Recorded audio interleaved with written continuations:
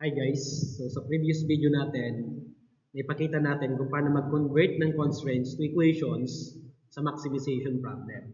So ngayon, I'm going to share with you how to convert constraints to equations in a minimization problem naman. So sa maximization, madali lang, pero pagdating dito sa minimization, medyo mahirap.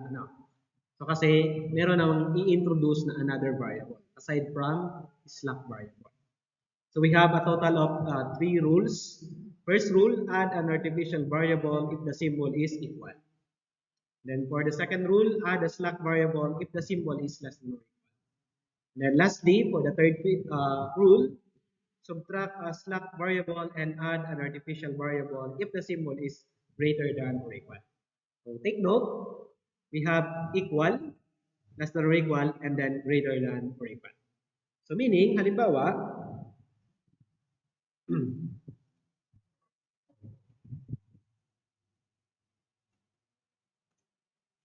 so halimbawa, meron ka dyan, let's say, 5x plus 20y equals, let's say, 15. Okay?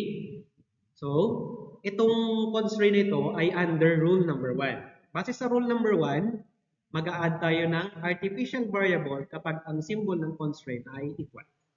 Ibig sabihin, para ma-convert natin ito guys sa standard form, okay, 5x plus 20y, and then sabi dyan, mag-add tayo ng slack variable. I mean, artificial variable. Sorry. So, a sub 1, halimbawa. And then equals or equal 15. Equals 15. So, madali lang. Mag-add tayo ng artificial variable kapag equal ang constraint. So, how about ganito naman? Let's say 20 x sub 1 plus 30 x sub 2 less than or equal to 50. So ito po ay under rule number 2. Sabi dito, kapag less than or equal ang ating constraint, mag-a-add tayo ng slack variable. So kumbaga, pareho lang doon sa maximization problem. So ito lang yung pinagkapareho niya.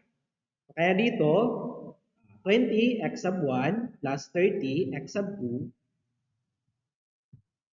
And then, mag-a-add tayo ng slack variable. And then, magiging siyang equation. Equal or equals 50.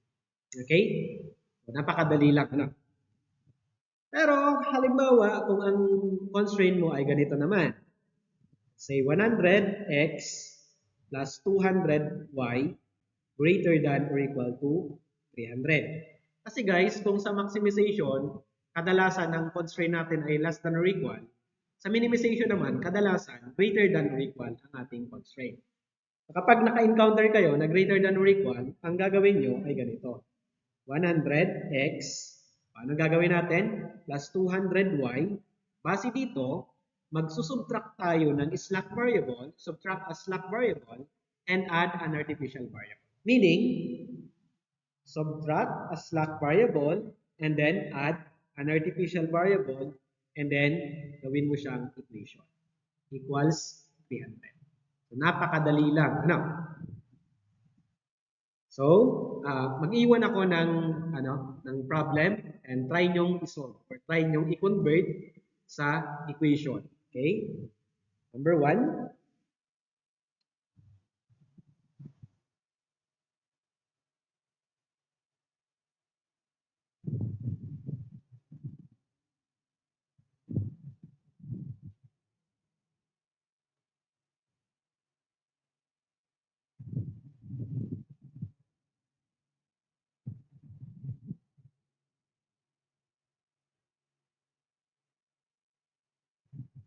Okay.